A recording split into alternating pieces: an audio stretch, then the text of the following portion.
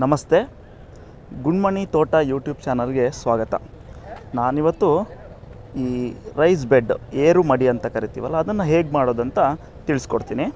ಅದಕ್ಕೂ ಮೊದಲು ವಿವೇಕಾನಂದ ಅವ್ರದ್ದು ಒಂದು ಮಾತಿದೆ, ಒಂದು ಸಾಮಾನ್ಯ ಕೆಲಸವನ್ನು ಅತ್ಯುತ್ತಮವಾಗಿ ಮಾಡುವುದರಿಂದ ಶ್ರೇಷ್ಠ ಪ್ರತಿಫಲ ದೊರಕುತ್ತದೆ ಅಂತ. ಅಂದರೆ ಚಿಕ್ಕ ಕೆಲಸ ಆದರೂ ಪರವಾಗಿಲ್ಲ, ಅದನ್ನು ತುಂಬ ಚೆನ್ನಾಗಿ ಮಾಡಿದ್ರೆ ನಮಗೆ ಔಟ್ಕಮ್ ಪ್ರತಿಫಲ ತುಂಬ ಚೆನ್ನಾಗಿ ಇರುತ್ತೆ ಅಂತ ವಿವೇಕಾನಂದರು ಹೇಳಿದ್ದಾರೆ.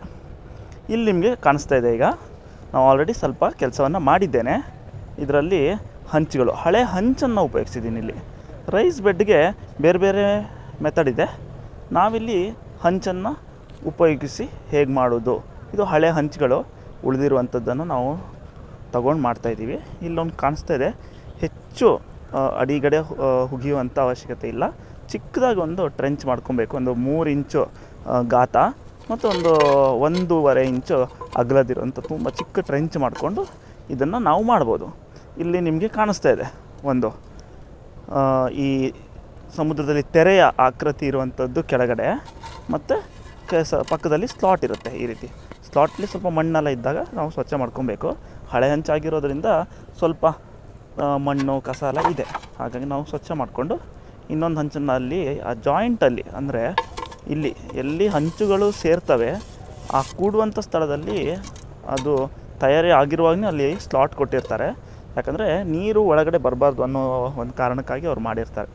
ಈ 2 ಸ್ಲಾಟ್ಗಳು ತುಂಬ ಚೆನ್ನಾಗಿ ಕೂತ್ಕೊಬೇಕಾಗತ್ತೆ.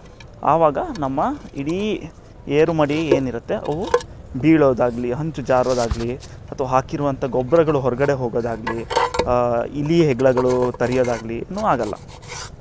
ಹಾಗಾಗಿ ನಾವು ಈ ಸ್ಲಾಟನ್ನು ನೀಟಾಗಿ ಕ್ಲೀನ್ ಮಾಡಿಕೊಂಡು ಅದನ್ನು ನಾವು ಈ ರೀತಿ ನೋಡಿ, ಈಗ ನಾನು ಕೂರಿಸ್ತೀನಿ, ತುಂಬ ಚೆನ್ನಾಗಿ ಕೂತ್ಕೊಳ್ಳುತ್ತೆ. ಈ ಹಂಚಿನ ಒಂದು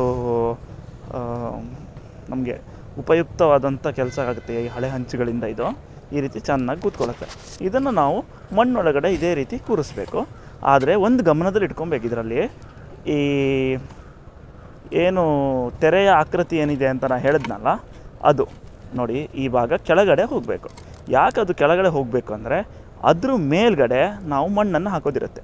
ಇಲ್ಲಿ ನೋಡಿ, ಇದ್ರ ಕೆಳಗಡೆನೇ ಮತ್ತು ಒಳಗಡೆ ಬರಬೇಕು. ಅದು ಒಳಗಡೆ ಬರೋ ಹಾಗೆ ಮಾಡಿ ಅದ್ರ ಮೇಲೆ ಮಣ್ಣು ಮುಚ್ಚಬೇಕು. ಯಾಕೆ ಒಳಗಡೆ ಬರಬೇಕು ಅಂದರೆ ನಾವು ಒಳಗಡೆ ಗೊಬ್ಬರ, ಮಣ್ಣು, ಕಸ ಏನು ಹಾಕಿದ್ರೂ ಅದು ಪ್ರೆಷರ್ ಒಳಗಡೆನೇ ಬಿಲ್ಡ್ ಆಗಿರುತ್ತೆ, ಹೊರಗಡೆ ಅದು ತಳ್ಳುತ್ತೆ ಏನು ಹಂಚನ್ನು.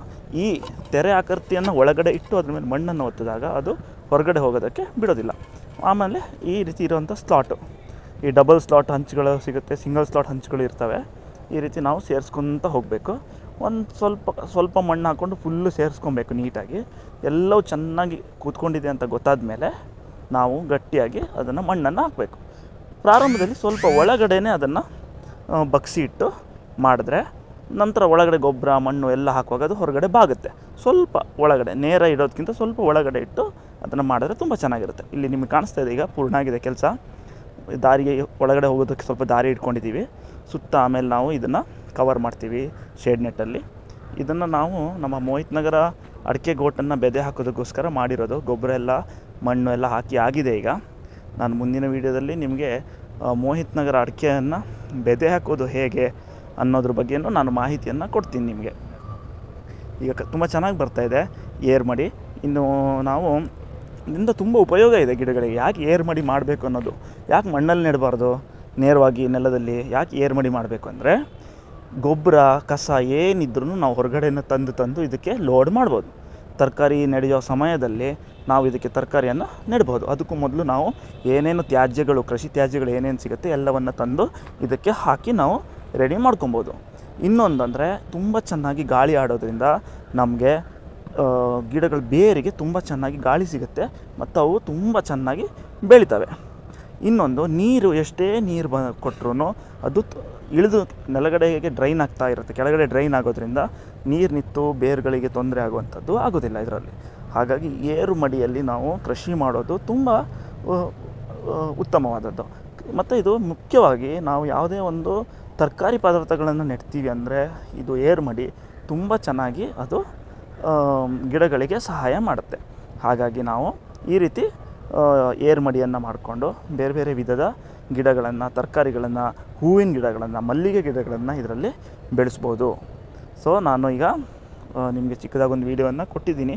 ಇದು ನಿಮಗೆ ಏನಾದರೂ ಉಪಯೋಗ ಆಗ್ಬೋದು. ಏನಾದರೂ ನಿಮಗೆ ಇದ್ರ ಬಗ್ಗೆ ಕೇಳುವಂಥ ಪ್ರಶ್ನೆಗಳಿದ್ದರೆ ನನಗೆ ನೀವು ನೇರವಾಗಿ ಕಾಲ್ ಮಾಡಿ ಕೇಳ್ಬೋದು. ನನ್ನ ನಂಬರನ್ನು ನಾನು ನನ್ನ ಚಾನಲಲ್ಲಿ ಹಾಕಿದ್ದೀನಿ. ಸೊ ನಾವೆಲ್ಲ ಈಗ ಮುಂದಿನ ವೀಡಿಯೋಗಳನ್ನು ನೋಡೋಣ. ಅದು ಏನಾಗಿರುತ್ತೆ ಅಂದರೆ ಅಡಿಕೆ ಬಗ್ಗೆ.